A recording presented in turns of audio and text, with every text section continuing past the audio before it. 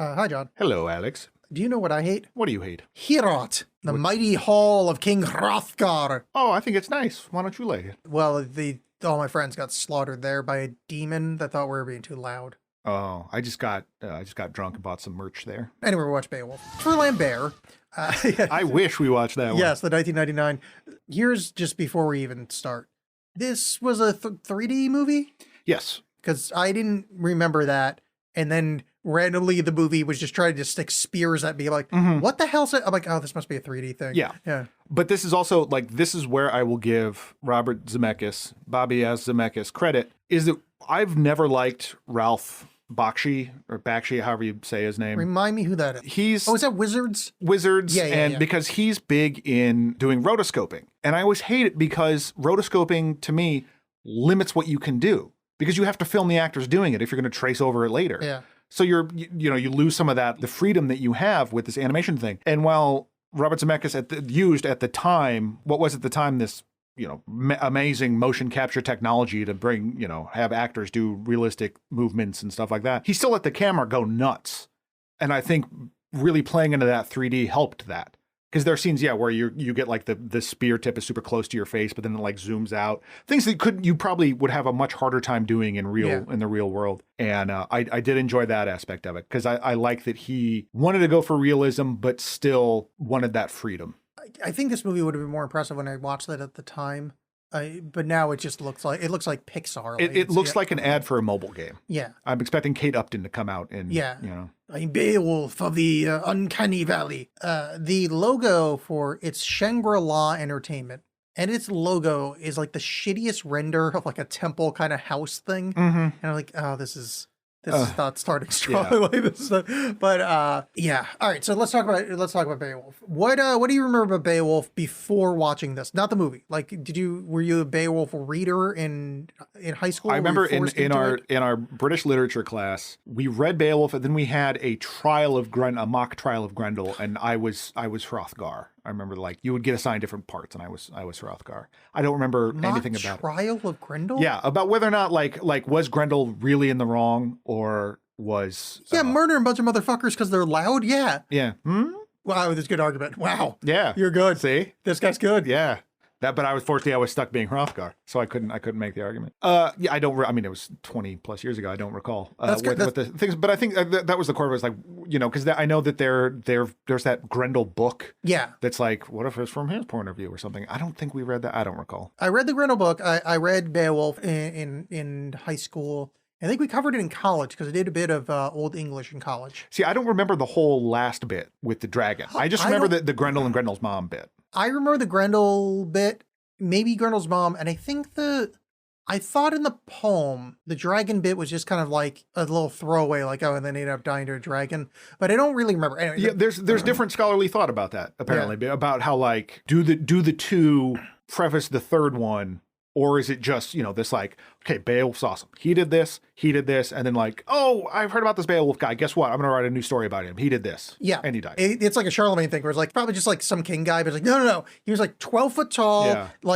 swinging dick, but also super smart, really nice to kids. It just builds and builds and builds and builds. And in the end, it was well, he was a towering 5'9" for at the time. Everyone was 5'3", so he looked like a motherfucker. Hrothgar in this movie, when he's introduced, and I think it's based on when I paused it, looks like a baby with a beard. Yeah. Because the technology's not there yet to get skin textures right, especially during motion. So I pause it, and he just looks like a baby with a beard. He's very smooth. And well, he's mostly nude when you first see him too. He's barely clothed. Thank God. Which I wonder, did someone have to animate T-Hop's little sizzler? Did that come through any stage of this? I mean, I think at some point, probably. Little sizzler, huh? Yeah. Don't judge me. We're going sizzler. Yeah, I don't like the faces and then the look of this movie.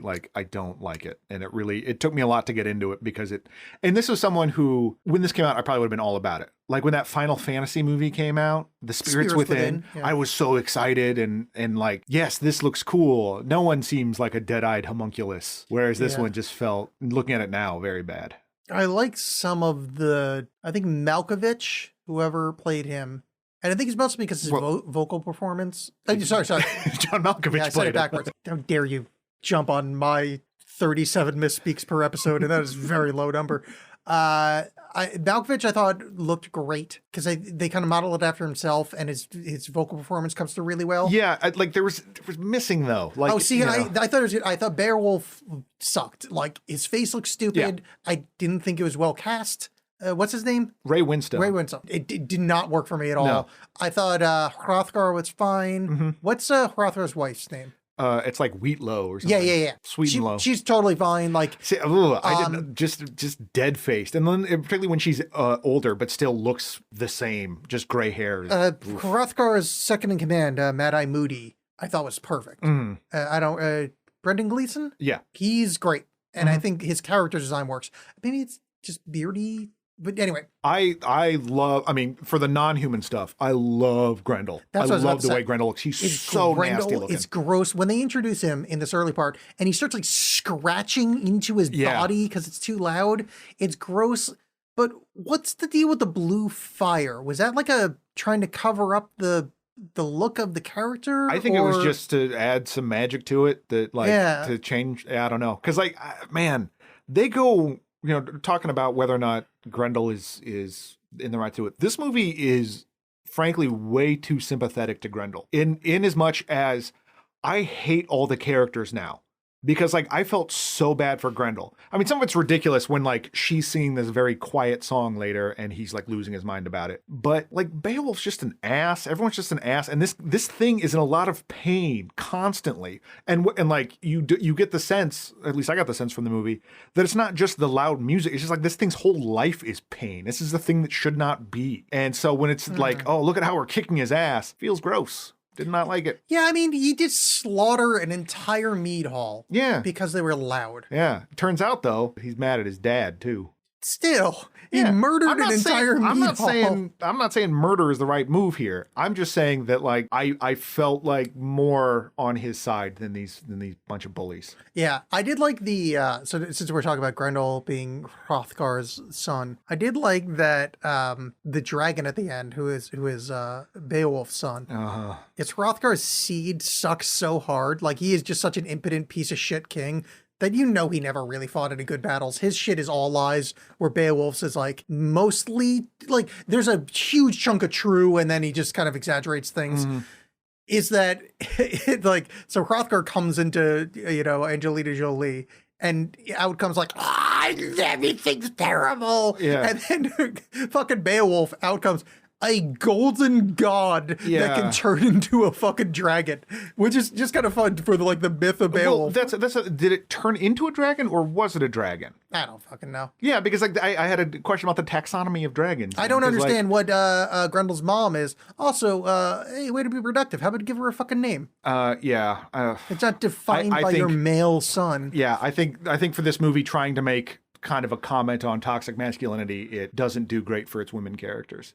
Because I think it's trying to do this whole thing about the sort of the cycle of violence and sexualization, and just that Beowulf can't not have sex with something, and the thing's going to continue with whatever Beardy at the end. Yeah. Whereas none of the female characters have any kind of agency, or they're just too damn sexy is the problem. That one lady did say no and not get raped, which was nice. Yeah, well, the boob physics woman. Yeah, the boob physics woman. Yeah, the reason that Robert Zemeckis made this movie. Yes. Yeah, he played Dead or Alive and went, wait a minute, why don't I make this into a movie? Yeah, but it seemed like a part of this was because Neil Gaiman and Roger Avery wrote this, and there's really? Yeah. There seemed to be a lot of I wonder how horny I can make these this movie weird is mannequins. Horny as fuck. It's wildly horny. Yeah, there is some sexiness around every corner. People are banging. Even the king is people want to come to my mead hall to drink mead and fornicate. Yeah. Whoa, you're just saying it. Yeah. I mean, for being... I guess it's pre-Christian, so people didn't really have stifling shame around bodies that we've developed. Correct stifling shame. Exactly. Yeah. You're all disgusting. As I got to put on another shirt just because John's in a room with me. But no pants still. 40 shirts, no pants. I'm a Donald Duck man. But not really remembering the poem, when going into this, just to sort of I wouldn't say like Joe. In der No, absolutely not. Okay, absolutely not. Do not poem at me. Well, you said you forgot it. I was just going to recite all of Beowulf off the top of my head in Old English. Going into it, just being like Joe Everyman movie. movie. Being sexy. Yeah, Joe Everyman going in to see this movie, like being like, what Beowulf? What's this? Kind of remember the poem. Went back and looked at it afterwards. So like, this was not the movie I expected it to be. I just assumed it was going to be, this guy fights monsters the whole time. Yeah. So I suppose, pleasantly surprised that it wasn't that, but I still don't really love what it was. On this show, you and I have lamented on more than one occasion that we wish we could do a Christopher Walken impression.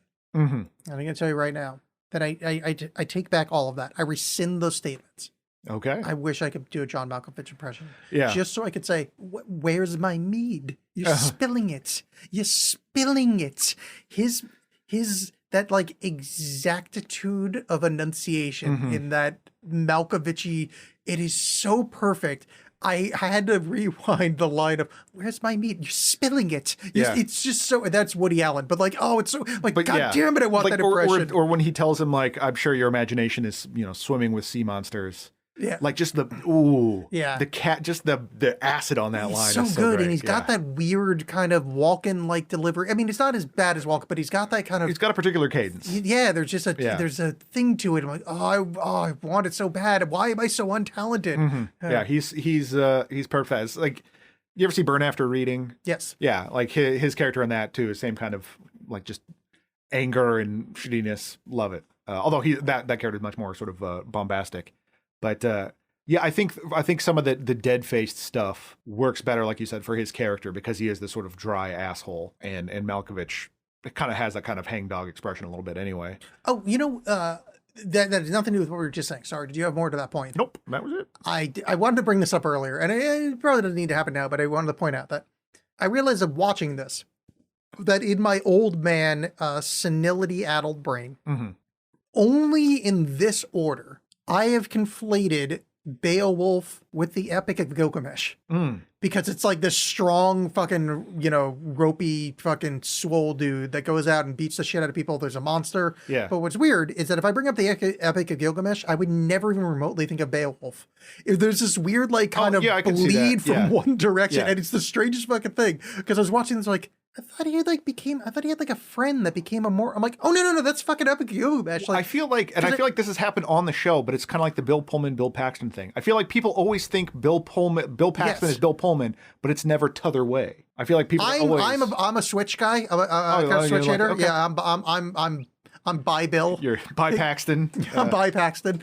So watching this, I was just kind of thrown by like all the stuff like, oh yeah, no, that's it. Epic of Gilgamesh. Because I think the thing is, in the beginning of Gilgamesh, there's the mighty Humbaba, like this demon in the woods. And then there's the other demon in the woods, which is Enkidu, his friend. And both of which kind of have like Grendel vibe. I mean, obviously probably this was informed by who gives a shit. The point is, it was weird because every time I watched it, like, why is this not? Oh yeah, it's because I'm referring to that thing that's 3,000 years older than this, or whatever the fuck it is. My problem is that I just think of the Final Fantasy games when I hear Gilgamesh. I'm like, oh yeah, he's the guy in Final Fantasy 2 who's like underneath the castle and is the fake king, and he's really hard to fight. No, it makes sense though, because there's that scene where Beowulf plays blitzball. So I totally get that. Yeah. Jiggling tits, washing a table.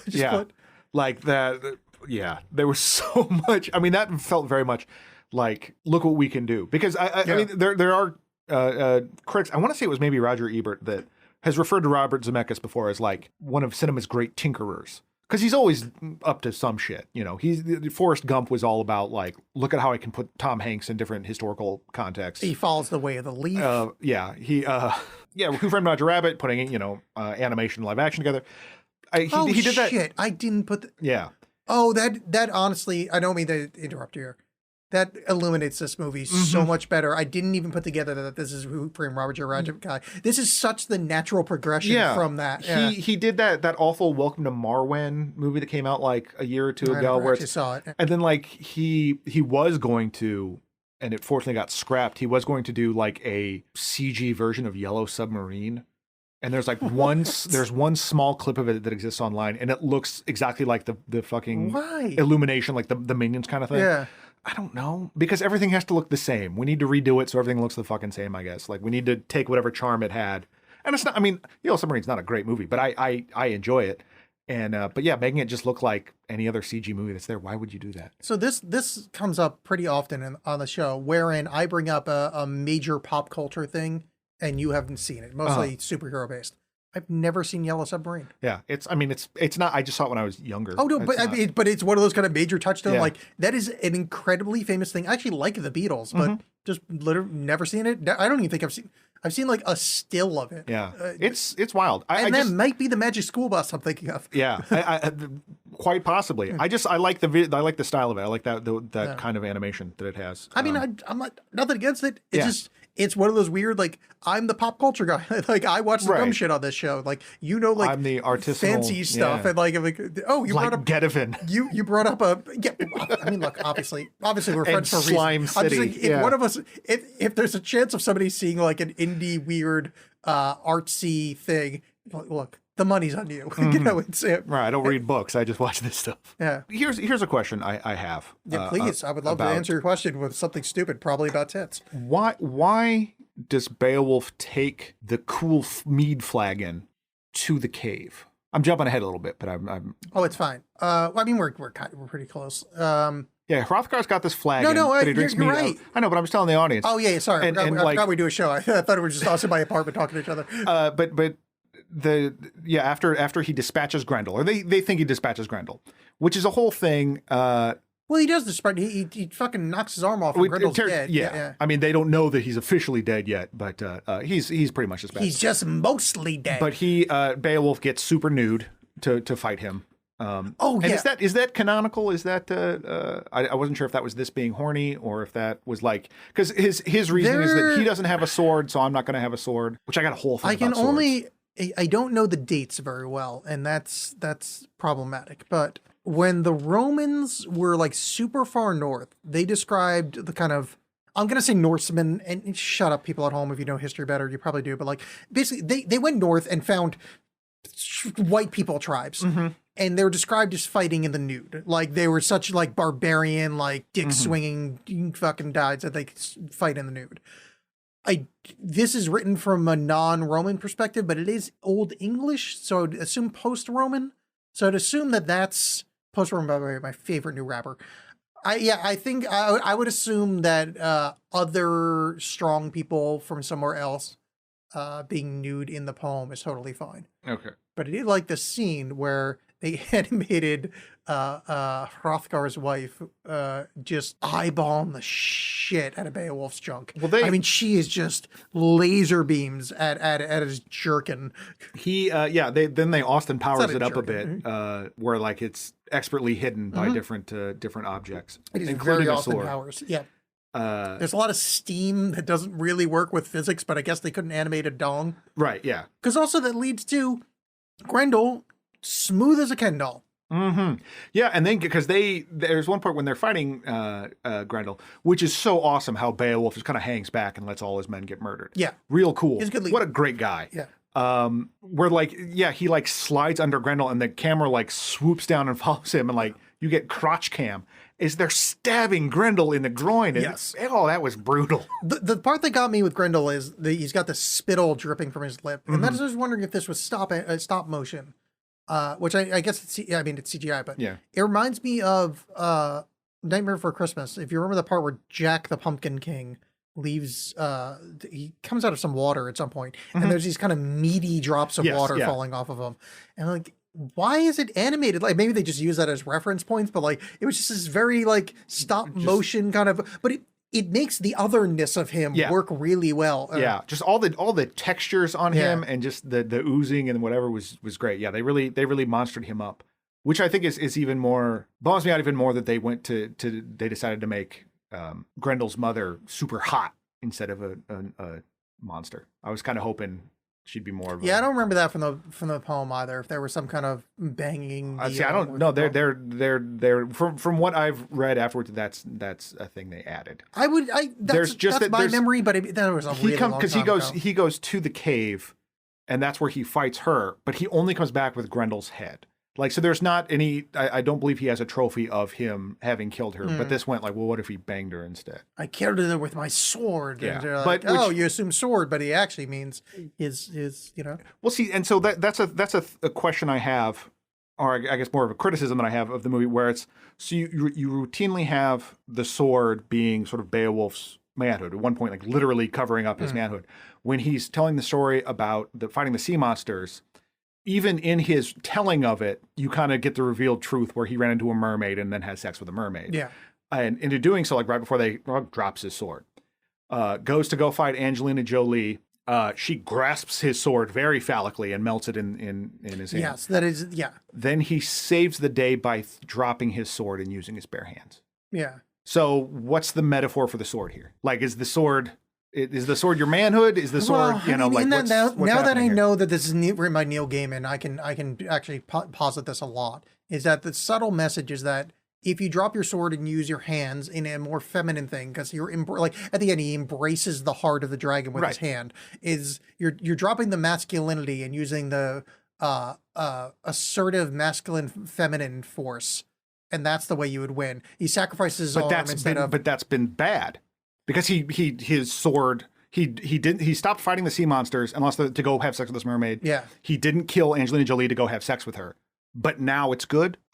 I think it's a confused metaphor, is what I'm saying. Yeah, well, also I was just saying it was written by Neil Gaiman. Neil Gaiman, Yeah. yeah. Because after the Sandman and American Gods, yeah.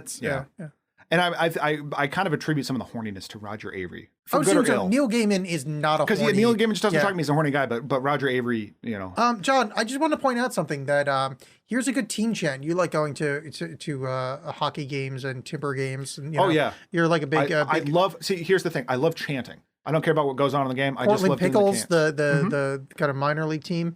Let me give you a chant here.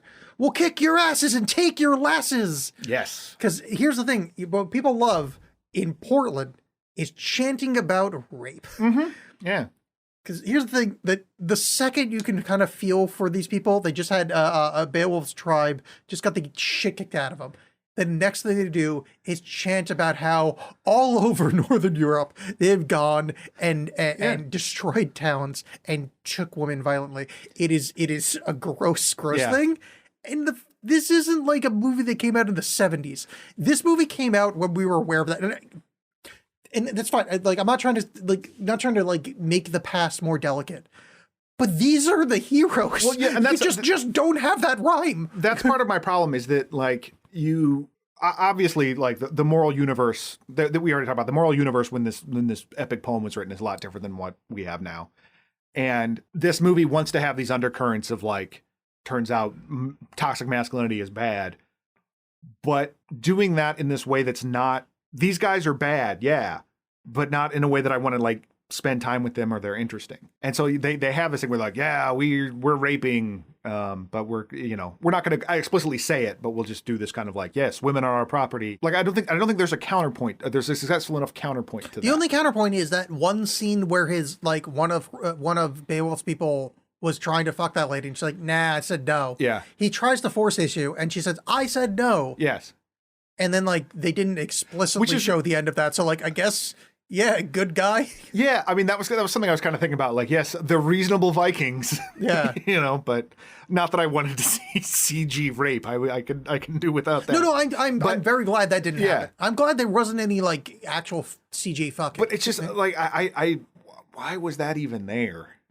I mean, like, it does fine. Yeah, it's a nice little character thing. What it is Robert Zemeckis is the wrong person to do this movie. Is you either need like a Zack Snyder and go that way, or you go like a fancy Shakespearean way, which I don't know who directed, but like you have to go one of the two. And Zemeckis tried to like sort of hedge his bets between it. See, I blame that more on Neil Gaiman than like. Well, that's fine. I mean, yeah. I'm just assuming Zemeckis hired him. Like, yeah. I mean, I don't know the chronology of like the script exists. I just mean like this. But like this was wishy-washy. Like you either go full out grim, dark, sexy, banging Gerard Butler kind of 300 style, or you go.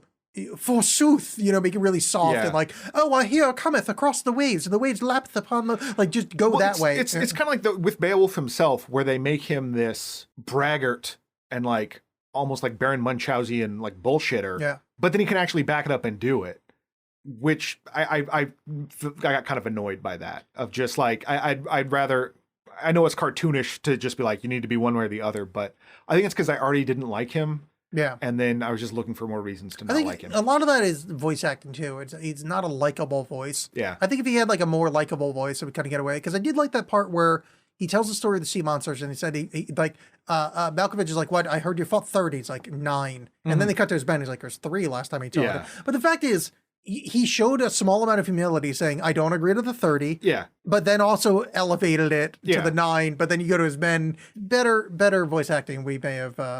And I like Ray Winstone fine. I just don't. I agree that I don't think it fit this. I enjoy him in many things, but like as like a bad guy muscle, not the leader of the Danes or whatever the fuck it is. He's great in Sexy Beast. Yes, he is. He is great in Sexy Beast. That is a delightful movie. Much better than Beowulf. Yes. Even though I enjoyed watching this. But like under any scrutiny, it just falls to fucking bits. That's like, and I think you're talking about not remembering the dragon part. Like, I think I paused it to go use the restroom or something like that, and I was like, "There's an hour left of this." This movie is fucking long. Yeah, and we've watched a lot of shit, but like, I really struggled to give a shit about any of this. And I know I've said about other movies, but I think some of that is the lifeless character. Like the CG of it just didn't work for me. Like, I mean, for the credit I give Robert Zemeckis, still just like the dead mannequin people. Just I had a hard time connecting with them, and like I didn't really care about any of the characters enough to even when it's like, yeah, it turns out Beowulf isn't great. Okay, like I don't even. It's not even like, okay, you admit it. It's just I don't care. Yeah, and I would like to see the original cut where Beowulf was played by Eric Stoltz. I think that would probably be. I think he would have brought a little something better. to it. Yeah. Some more gravitas. Yes, some Stoltzian gravitas that he's well known for. Yes. So at this point, after he dispatches Grendel, I don't remember how it's like revealed that he's got to go back to the cave. I forget how that goes down. I think it was like kind of a conversation of can you prove he's dead kind of thing. Okay, right? yeah. So they have the arm, and like they wanted more proof that he was dead. So he follows. He's gonna go to the cave where Grendel was from, and he had been eyeing previously this mead flagon that Hrothgar has. That looks like a dragon and has this soft spot on the neck. It's supposed to be this dragon that Hrothgar killed. Which, by the way, Fafnir, I did enjoy the Chekhov soft spot. Yes. Which, old dragon lore. But anyway, it was one that I didn't pick up on until it was revealed later. I'm like, oh, shit, it's right there. Yeah. Well, just what happens during that thing I thought was pretty cool. But anyway, so, and he's got this, and this is actually before he fights Grendel, because he shows up to the mead hall being like, I'm going to take care of this monster for you. I'm a great fighter. Then Hrothgar's like, Beowulf is eyeballing the flagon. And Hrothgar's like, oh yeah, you can, essentially saying you can have it as a prize. But while he's saying that, he's eyeballing his wife. Like, I'll just give you my wife when you beat. By the way, just keep that point. Hrothgar wants to be cucked so bad in this. Like, he so sees what's happening. Yeah. I think Hrothgar, like, is denying a lot of things about himself. And, like, being king, he's like, oh, this masculine thing, this is what I want to do. I'm supposed to be this way. I think he wants to, he has a cuck fantasy, perhaps. I'm just listening to this episode in my head. I'm furious how comfortable we are with saying Hrothgar. Yeah. Like when people say like Tijuana, like we're both doing some kind of trill R thing, and we are pretentious asses right now. And from Nicaragua, that kind of like newscaster Spanish. Exactly. Yeah. I just say every time we say Hrothgar, Hrothgar in his... Which I can barely roll my R's, but somehow saying Hrothgar, I can do it. Well, because big dumb tongue. It's going to your big dumb tongue white boy roots. Yeah. Like, this is your mother tongue. Yeah. This is old English. It calls to me. So you were saying, but yeah. So he's got this flagon thing, and he goes to, for whatever reason that I can't recall, he takes it to the cave, and it lights up in the cave. I don't remember them ever saying anything. Also, at no point do they call it the dragon flagon, which is missed opportunity. The flagon with the dragon. I mean, it is a poem. They rhyme. But I also like that when John Malkovich's character gives him the sword that in the book or in the poem or whatever is like, I think he uses to Slayer, how it kind of like Sting glows in the in the cave. I thought that was neat. But yeah, he meets Grendel's mom, who's an extremely nude Angelina Jolie. Yeah. Which, great. But like... CGI busty. Yeah, and permanent high heels. Why not? I kind of love that, to be honest with you. So instead of killing her, she unmans him, because he has the sword that's supposed to be the only thing that can kill her, and she melts it. And he just, once again, can't not have sex with things. So, does so. And it's already intimated at this point that Grendel's Hrothgar's kid. Yeah, because Hrothgar's wife, who we don't remember her name. Sweet and Low. Yeah, Sweet and Low. And that's not us being misogynist. That's reflecting the movie's misogyny. She said, basically, she doesn't want to bang him, and she references, I can't do this after what you did with her or whatever. And her is hung very hard. Yeah. And then when they refer to Grendel's mom as her in that same kind of pause hit delivery, you're like, oh, he totally went to fucking the bone zone with Grendel's mom, and you think that's gross, and then you're like, oh no, it's like a totally like smoking hot peak of her beauty CGI nippleless Angelina Jolie, which was just strange because it seems like she also because the scene also where Grendel is dying again is this like super pathetic. I feel so bad for Grendel. But then she desecrates his corpse. Like she's the one that tears his head off. It's just a vessel at that point, John. Yeah. His soul's gone on to beauty's heaven. Yeah, so he ends up banging her. Is like, oh, look, here's Grendel's head. Turns out I say that, I killed her too. Don't worry about it. And then that starts more bad things in motion as he wins. Hrothgar's like, yeah, you get my wife. Well, if I can just if I could just go a little lawyer. Who here? No, it's not who here. It's Hrothgar. Hrothgar here in a dying audience has ever known. We all know this. After you have your first sexual intercourse, the appropriate thing is to give the severed head of your dead child to your lover. That's how we did Sadie Hawkins back in New Jersey. Well, like I said, it's a different moral universe. It's not the same.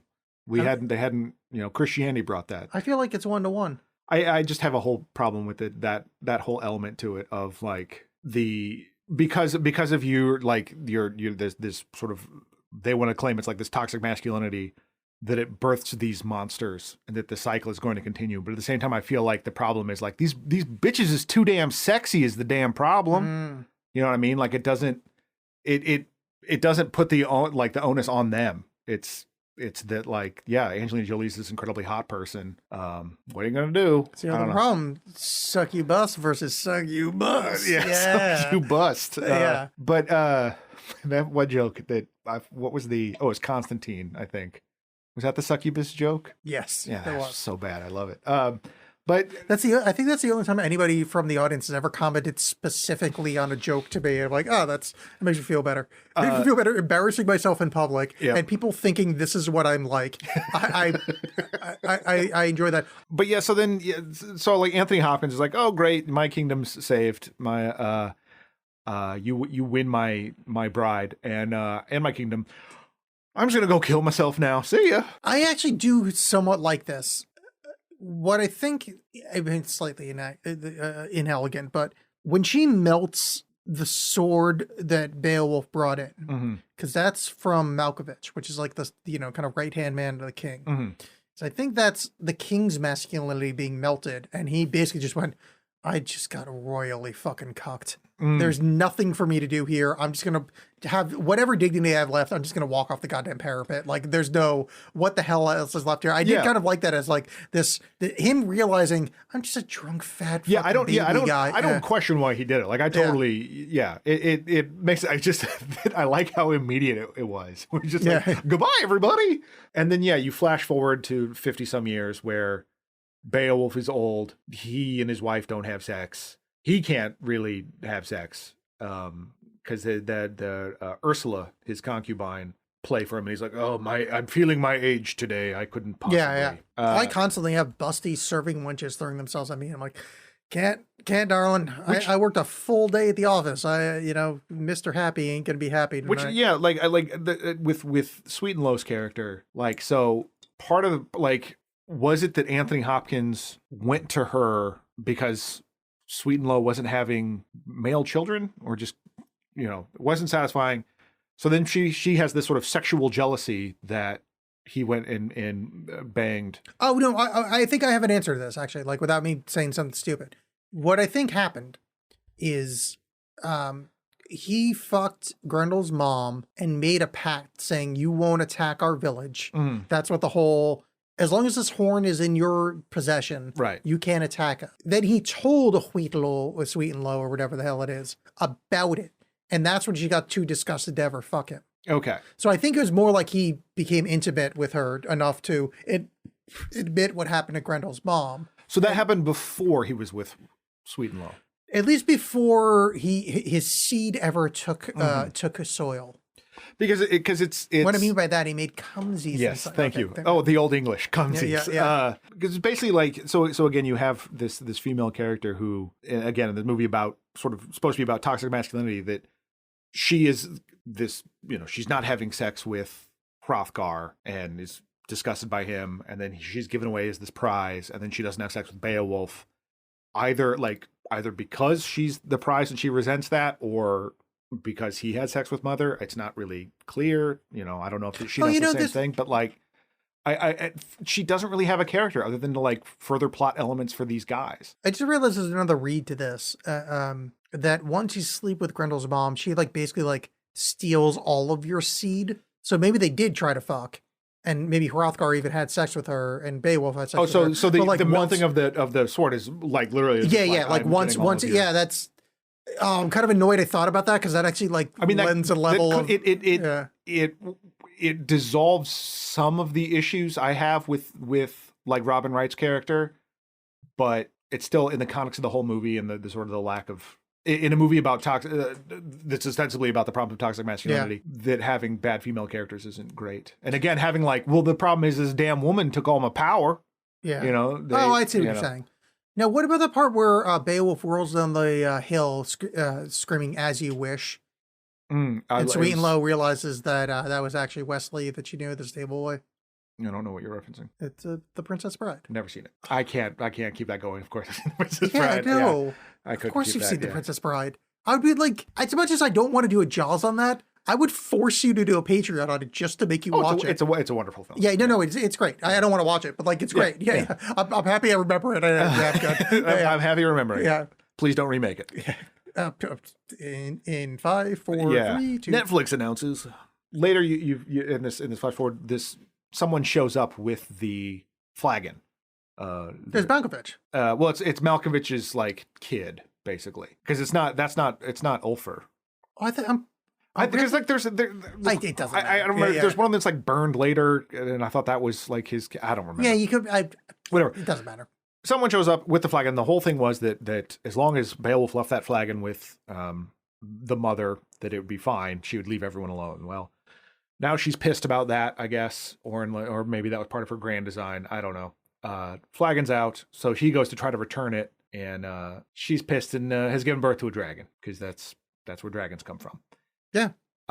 And dragon starts attacking everybody, and I do like the bit where he does attack the soft spot right when it's about to breathe fire on his wife, and the fire pours out of the neck hole.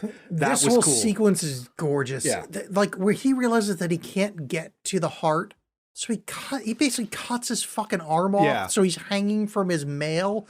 Oh, it's so fucking good. Yeah, and I mean, like that. I kind of like that weird twinning with Grendel, and then he loses an arm, but then like his other arm gets burned in this way that's almost like when you see Grendel's disfigured arm. Yeah, that's like injured in that same kind of way. That's what he has become a monster. But I already brought up the thing about how he couldn't reach the heart with the sword, but then when he does it with his hand, somehow that's better. But you had the whole sword thing before. But yeah, when he kills the dragon, they tumble to the sea together. They tumble off the side of the cliff that the castle was on, and they're lying there, and then the dragon just becomes a golden guy, and then dies, because he knows it's his son, but it's just this weird like, oh, so he was human at one point, but it was like, because I know Grendel shrunk as he lost his power, so I wonder if there's some kind of the mother adds something to it, because I mean she's obviously like human looking, except for the ponytail tail and permanent high heels. Yeah, people with ponytails aren't human. I agree with that. That's true. Fuck you, fish followers. And then they give Beowulf a Viking funeral, and while the ship's burning, Mother embraces him, and they sink down in the water together. And his buddy Beardo gives this speech about how Beowulf was the best of them, and he's going to be the king now, I guess. And he's got the flagon thing, and then he sees Mother out in the ocean. She kind of beckons to him, and he kind of he's like, "Yeah, let's do it." Yeah, and then it cuts to black, and then so that's yeah. I don't have anything else to say. Closing thoughts. I enjoyed this a lot more than I thought I was going to. I also don't recommend it at all. Yeah, like if you're stuck in a room and it's on, it's totally worth watching. Like I kind of like this is a perfect like it's on at the bar movie where you just every night you look up, you're like CGI fucking swinging titties and like there's a lot of fun stuff, but it's not a 2-hour thing to stare at. Having not seen either of these right now, I would say that I'd much rather watch the Christopher Lambert Beowulf, or what was that weird one with Antonio Banderas, The 13th Warrior. I like The 13th Warrior. I've actually read that book. I'm more interested in checking those out than ever seeing Beowulf again.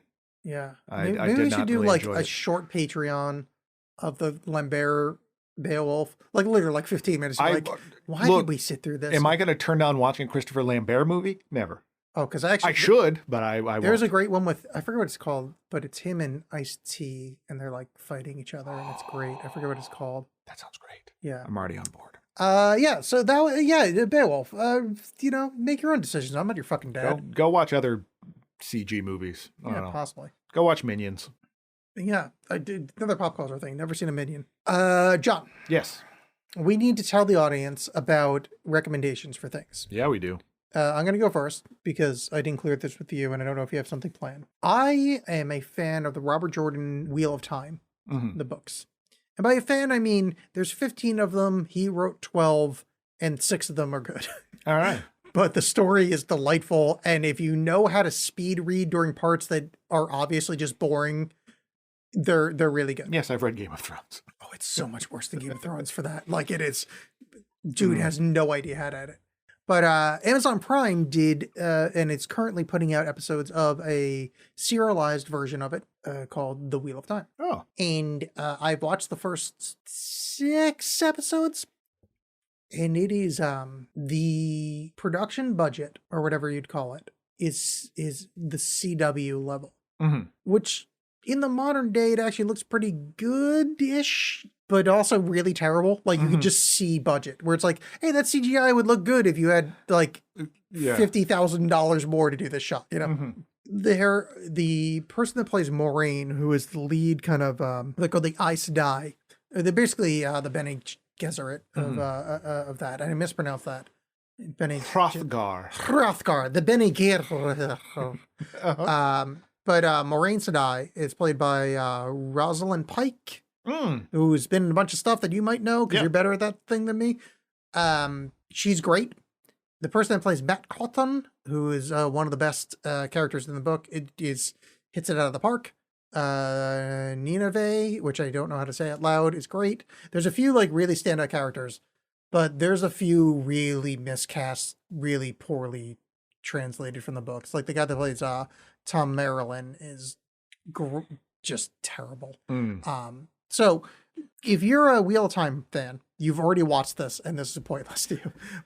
I'm somewhat curious as to someone that hasn't read the books. I haven't. I'm kind of curious. I need to finish watching The Expanse, but me too. Actually, but spoiler alert for the Expanse. Everybody out there, if you haven't watched through season 2, just fast forward a little bit. I haven't.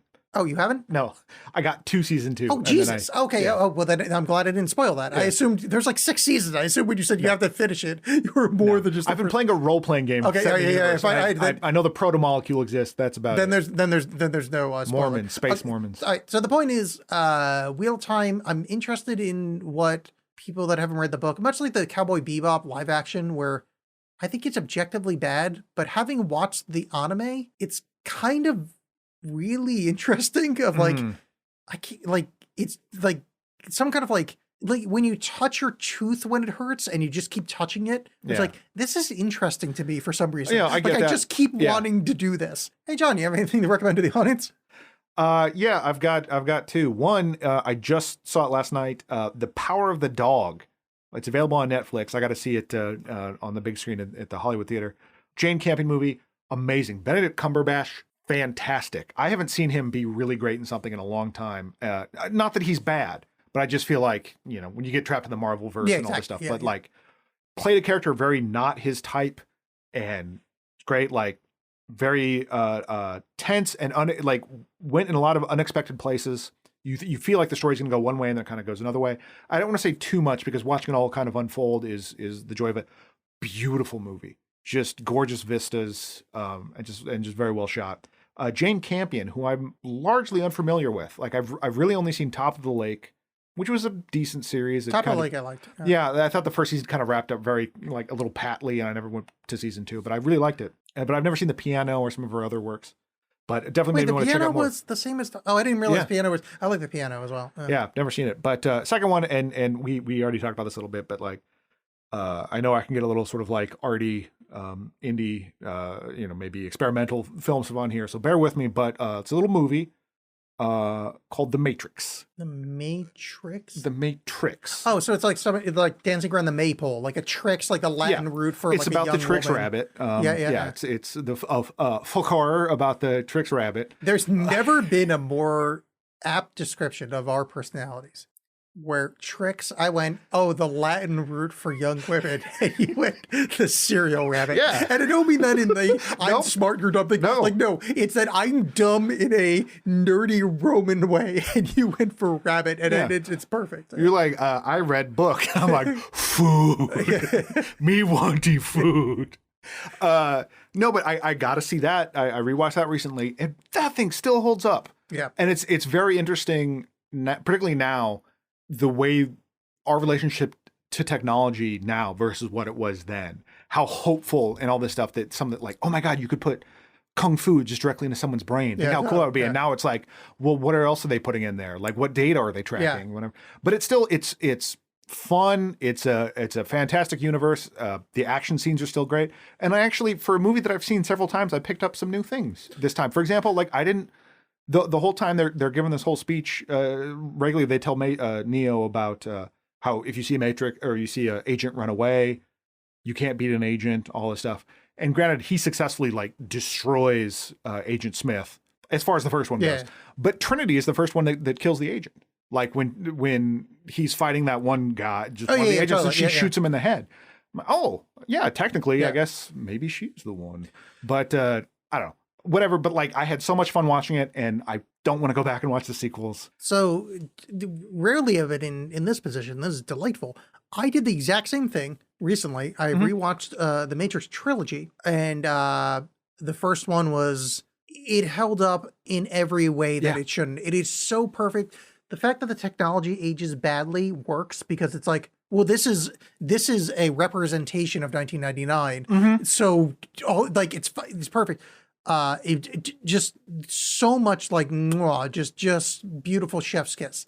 The second movie, I gave up halfway through and didn't do the third. Yeah, because boy, that is one great movie that had nothing to do with the trilogy. It's interesting because I don't know whether or not they planned it as a whole unifying thing, but the second one's definitely feel like, oh shit. Because the first one is all about like questioning your reality. It should be like, what is real? It turns out this life you live is not real, but even then, like, what does that mean? And the second one's like, well, okay, so now we've established these realities.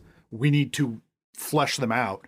And it really starts falling apart. When you have the questions there, it's a lot better. And the third one was just like, hey, what if we took all these like B characters that you don't care about and make them the focus? Thanks so much. But it's interesting just looking at the progression of the Wachowskis and the filmmaking is that before The Matrix, they made Bound, which is a much more noir thing. And this has such more of a noir feel to it, just in terms of like the heavy shadows and like beams of light, stuff like that. And then they made Jupiter Ascending? Like, how did you get from that to Speed Racer? They got money. Here's an interesting thing about The Matrix that I found out since watching it, because podcasts didn't exist back then. Some movie podcast I was listening to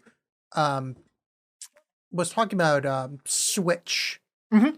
That in the original draft, that Switch is a woman in the, in quotes, real world, and a man when she goes into the Matrix, or sorry, when they go into the Matrix. The entire, and this is back when pre-transition Wachowskis, that they wrote a trans character. Is that when you're in the Matrix, your take on the a It different can be gender. whatever you want. Yeah. But the Warner Brothers, whoever put it out, went, oh no one's going to understand that you can't do that.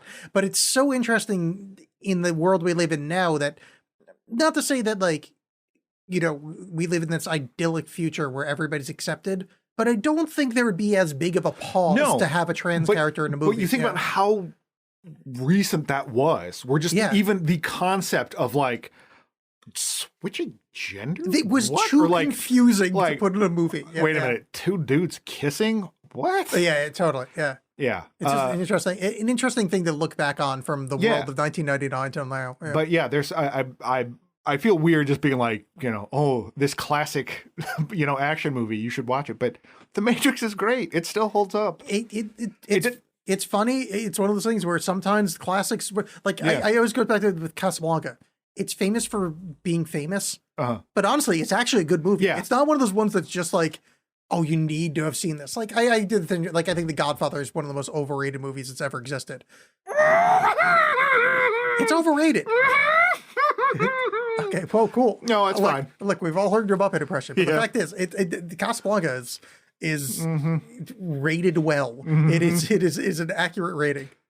All right, now, do you disagree with Casablanca or do you disagree with The Godfather? I disagree with The Godfather. Really? 100%. Yeah. It's, I think, we can save that for another episode. Maybe we can agree on this. All right, maybe not The Godfather, but I think The Godfather 2 is the most overrated movie that's ever existed. I don't. Okay, so at least we're a little closer. Anyway, all right. So John wants you to watch The Godfather. No, what's the one with the Tetragrammaton? Equilibrium. Yeah, John wants you to watch Equilibrium, and then follow up with Dark City. Actually, Dark City's. I should go back and rewatch that. I remember enjoying that immensely. All right, so John, next week we are starting what I like to call, we're going to watch a bunch of Hayao Miyazaki movies. Pithy, I like it. Yeah, cool. I have a question for you, and we're doing this live on the show. Wow. I have not hit pause. Do you have a preference of where we start? And before you answer, I want to throw this out there. The early movies of Miyazaki, and I don't know which ones you've seen and which ones you haven't, but the early ones are Lupin and Porco Rosso. Mm-hmm. They're the two Miyazakis I haven't seen. Me neither. So do we want to start with the kind of, not unknown in the West, but certainly not as popular as like when you think of Ghibli, Miyazaki movies. Yeah. Do we want to start with a heavy hitter, or do we want to start with a Spirited Away, Totoro, or do we want to do like a Lupin or a Porco Rosso? Let's do one of those.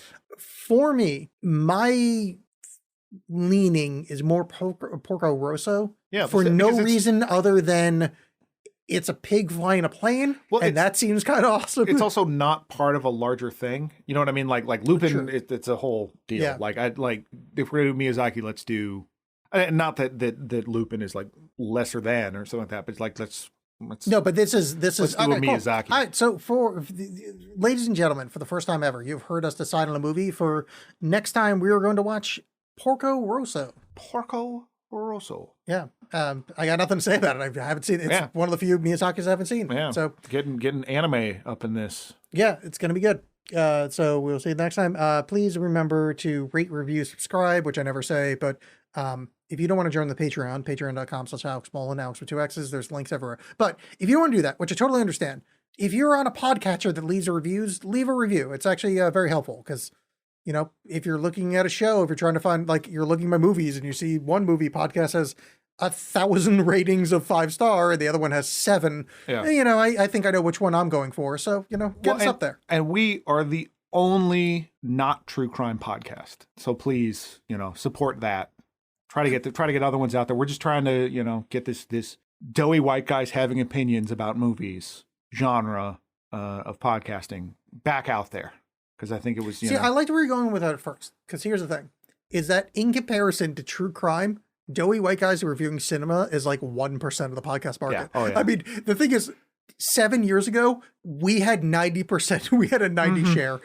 Now it's, oh my God. Did you see that? You have a podcast that's not, the new season of Dexter, one of the main characters is a true crime podcaster. Sure, yeah. Did you see the, this was a little while ago, but there was a thing floating around like, this is the top podcast on Patreon, and it was this true crime podcast, and like the cover art and whatever is like it's a guy and a girl, and they're just like, wee, funny, and it's like you're talking about murder. Yeah. That's why I never real people. Why I couldn't do true crime ever is in my adult life when I realized that empathy is a thing, is that I don't like the idea of like you're making your living off of dead people. It's fucking creeps me out. There's different ways to do it. Like Patton Oswalt's now, or like his departed wife, used to have like this true crime blog that was very interesting. And like the book she wrote about the Golden State Killer that helped bring him to justice was very interesting.